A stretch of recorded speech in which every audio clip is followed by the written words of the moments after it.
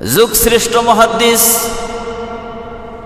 বিশ্ববিখ্যাত হাদিস গ্রন্থ মুসনাদে আহমদের রচয়িতা ইমাম আহমদ ইবনে হাম্বল রহমতুল্লাহ আলাইহি, তিনি হাদিস সংগ্রহের জন্য তিনি তার জায়গা থেকে বেরিয়ে পড়েছেন। তিনি গন্তব্যে যেতে যেতে প্রচণ্ড শীতের রাত্রে তিনি একটি মসজিদ তিনি খুঁজে পেলেন। মনে মনে চিন্তা করলেন, যেহেতু প্রচণ্ড শীত পড়তেছে, এই সময় আমি যদি রাতটাই মসজিদে কাটাতে পারি তাহলে আগামীকাল সকালবেলায় আমি আবার হাদিস সংগ্রহের জন্য আমি আমার জায়গায় আমার লক্ষ্যে আমি চলা শুরু করতে পারবো। সেই হিসাবে ইমাম আহমদ ইবনে হাম্বল রহমতুল্লাহ আলাইহি তিনি সালাতুল মাগরিব এবং সালাতুল ইশার নামাজ ওই মসজিদে আদায় করলেন। এরপরে তিনি মনে করলেন, রাতটা যদি এখানে কাটাতে পারি, সালাতুল ফজর আদায়ের পরে এখান থেকে আমি বেরিয়ে পড়ব। সেই হিসাবে তিনি হাদিস গ্রন্থ খুলে তিনি পড়া শুরু করে দিলেন, পাঠ করা শুরু করে দিলেন। কিছু সময় অতিবাহিত হওয়ার পরে ওই মসজিদের যিনি খাদেম ছিলেন, তিনি এসে আগন্তুক একজন ভদ্র মানুষকে দেখে ওই খাদেম বললেন, আপনি এখানে কি জন্য রয়েছেন? ইমাম আহমদ ইবনে হাম্বলকে তিনি চিনতে পারেন নাই। ইমাম বললেন যে আমি মুসাফির মানুষ, এখানে এসেছি আমার প্রয়োজন, যেহেতু প্রচণ্ড শীতের রাত আমি এখানে রাত্রি কাটাতে চাচ্ছিলাম, আগামীকাল সকালে আল্লাহ তাআলা তো এখান দিয়ে বেরিয়ে পড়লো। খাদেম কোনোভাবেই এটা শুনতে এবং মেনে নিতে চাইল না। খাদেম ইমাম আহমদ ইবনে হাম্বলকে সেখানে থাকার ব্যাপারে তার যে অনাগ্রহ সেটা সে প্রকাশ করলো। এরপরে খাদেম বলল, আপনি অন্য কোনো জায়গায় দেখতে পারেন, মসজিদের সিস্টেমের মধ্যে এটা নাই যে কোনো মেহমান বা কোনো আগন্তুক ব্যক্তিকে এখানে থাকতে দেওয়ার কোনো বিধান নাই। কাজেই আমি যেহেতু এই মসজিদের একজন খাদেম, আমার পক্ষে সাধ্য নাই যে এই রাতটি আপনি এখানে যাপন করবেন, এই সুযোগ আমার পক্ষে দেওয়া সম্ভব নয়। ইমাম আহমদ ইবনে হাম্বল যখন দেখলেন যে কোনোভাবেই এই মসজিদ অবস্থান করা সম্ভব হচ্ছে না বা হবে না, তখন তিনি আল্লাহ সুবহানাহু ওয়া তাআলার উপর ভরসা করে সেখান থেকে বেরিয়ে পড়লেন। এরপরে তিনি হাঁটতে হাঁটতে সামনে একটি বাজার পেয়ে গেলেন। এই বাজারে তিনি একটি হোটেল দেখতে পেলেন। ওই হোটেলের একেবারে সম্মুখভাগে ওই হোটেলের মালিক, তিনি তার কাজকর্ম করতেছেন, তিনি রুটি তৈরি করতেছেন। এমন সময় ইমাম সাহেব যখন হোটেলের সম্মুখে চলে গেলেন, সম্মুখে যাওয়ার পরে ওই যুবক ওই হোটেলের মালিককে তিনি ডেকে বললেন, বাবাজি, আমি মুরব্বী মানুষ, প্রচণ্ড এই শীতের মধ্যে রাত্রি যাপন আমি করব, কিন্তু সেই রকম কোনো জায়গা আমি পাচ্ছি না।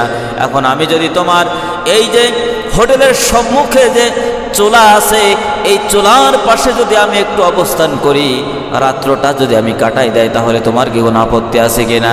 যুবক বললেন যে হুজুর, আমার কোনো আপত্তি নাই, আপনি যদি সুন্দর ব্যবস্থাপনা মনে করেন যে এখানে আপনি থাকার মতো, তাহলে আপনি থাকতে পারেন, আমার পক্ষ থেকে কোনো আপত্তি নাই। ইমাম আহমদ ইবনে হাম্বল অত্যন্ত খুশি হয়ে গেলেন যুবকের উপরে। এরপরে তিনি তার যে ব্যাগ ছিল, ওখানে ব্যাগের মধ্য থেকে তিনি বিছানা বের করে এই বিছানার উপরে ওই চুলার পাশেই তিনি অবস্থান করলেন। এরপর হাদিসের কিতাব বের করে তিনি গবেষণা করা শুরু করে দিলেন।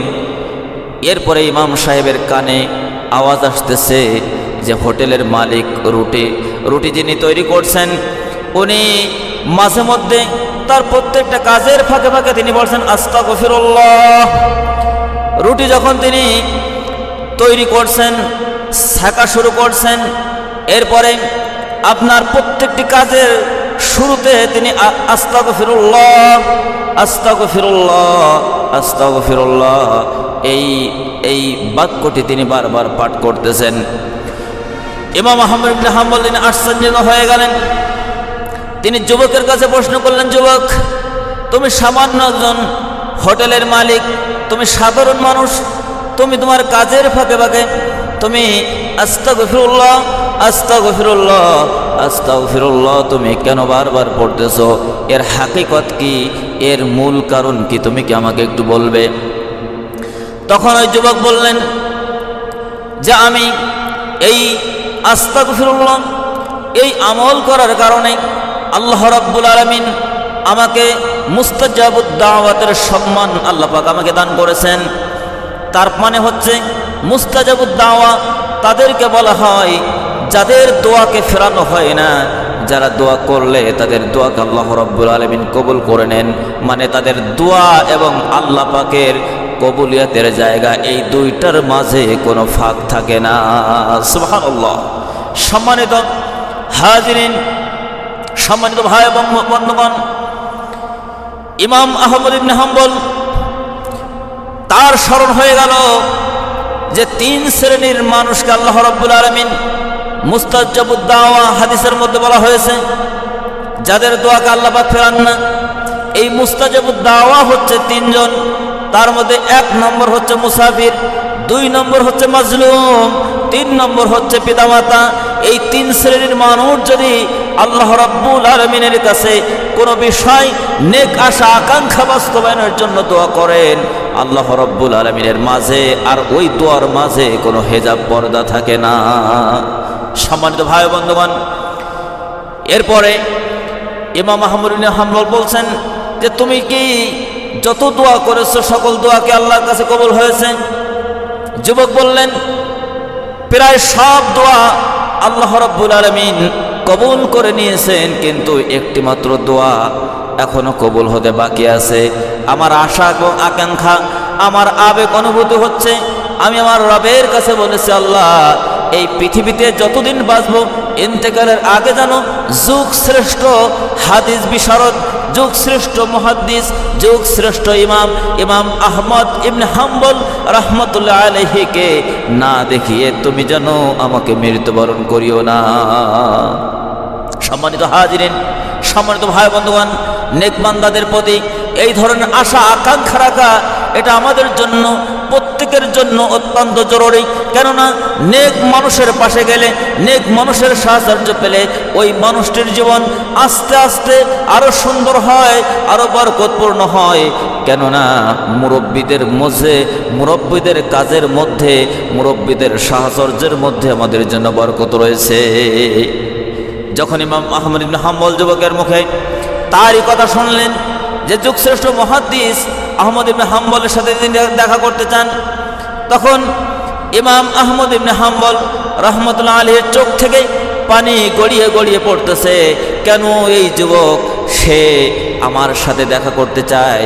তখন তিনি ওই যুবককে অভয় দিয়ে তিনি বললেন, ও যুবক, তুমি যার জন্য তুমি অপেক্ষা করতেছো, যার সাথে দেখা করতে চেয়েছো, আল্লাহর কাছে দোয়া করেছো, সেই মানুষটির সাথে দেখা করার জন্য তোমাকে আর অপেক্ষা করতে হবে না, তোমাকে আর কষ্ট করতে হবে না, তোমাকে আর কোনো পরিশ্রম করতে হবে না। তুমি যেহেতু কানেক্টেড হয়ে গেছো সরাসরি রবের সাথে, তুমি যুগশ্রেষ্ঠ মুহাদ্দিস ইমাম আহমদ ইবনে হাম্বলের সাথে দেখা করতে চেয়েছো, এই জন্য তোমার দোয়া আল্লাহ রাব্বুল আলামিন কবুল করে নিয়েছেন। আল্লাহ পাক আমাকে ইমাম আহমদ ইবনে হাম্বলকে তোমার সাথে দেখা করানোর জন্য আল্লাহ পাক তোমার দুয়ারে হাজির করে দিয়েছেন। সুবহানাল্লাহ। সম্মানিত ভাই বন্ধুগণ, এই জন্য রাসূল করিম সাল্লাল্লাহু আলাইহি ওয়াসাল্লামের প্রতিটি দোয়ার স্পিরিট আছে, প্রতিটি দোয়ার বরকত আছে, তার হাকিকত আছে। এই দোয়া করার মধ্য দিয়ে আপনি সম্মানে ভূষিত হতে পারবেন। এই জন্য জীবনের গুনাহের কথা স্মরণ করে যদি আপনি পুনরায় ওই গুনাহ না করার ব্যাপারে যদি সিদ্ধান্ত গ্রহণ করেন আর তাওবা ইস্তেগফার করার মধ্য দিয়ে গুনাহ থেকে ফিরে আসতে পারেন, তাহলে আল্লাহ রাব্বুল আলামিন আপনার জীবনের সব গুনাহ মাফ করে দিয়া আল্লাহ পাক আপনাকে বেগুনাহ মাসুম করে দিবে। সুবহানাল্লাহ। এই জন্য সব সময় বেশি থেকে বেশি স্তর আস্তাগফিরুল্লাহ, এটা একেবারে সর্বনিম্ন একটি স্তর। আপনি সুযোগ পেয়েছেন, বসে আছেন, অবসর সময় পার করছেন, রাস্তা দিয়ে হাঁটাফেরা চলাফেরা করছেন, আপনি পড়েন আস্তাগফিরুল্লাহ।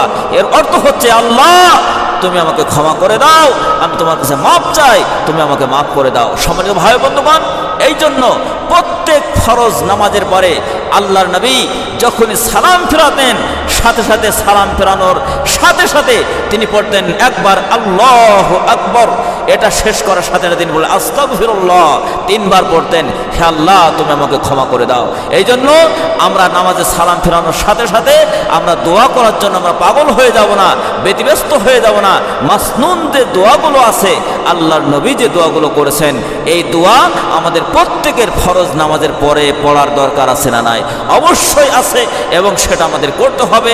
আল্লাহ রাব্বুল আলামিন আমিন তো যেন আমরা এই তাওবা ইস্তিগফারের এই আমল যেন অব্যাহত রাখতে পারি, যার মধ্য দিয়ে আল্লাহ পাক চাইলে আমাদেরকেও মুস্তাজাবুদ দাওয়াতের অন্তর্ভুক্ত আমাদেরকে করে নিতে পারেন। আল্লাহ পাক আমাদের সকলকে সেই তৌফিক দান করেন, আমিন। আসসালামু আলাইকুম ওয়া রাহমাতুল্লাহি ওয়া বারাকাতুহু।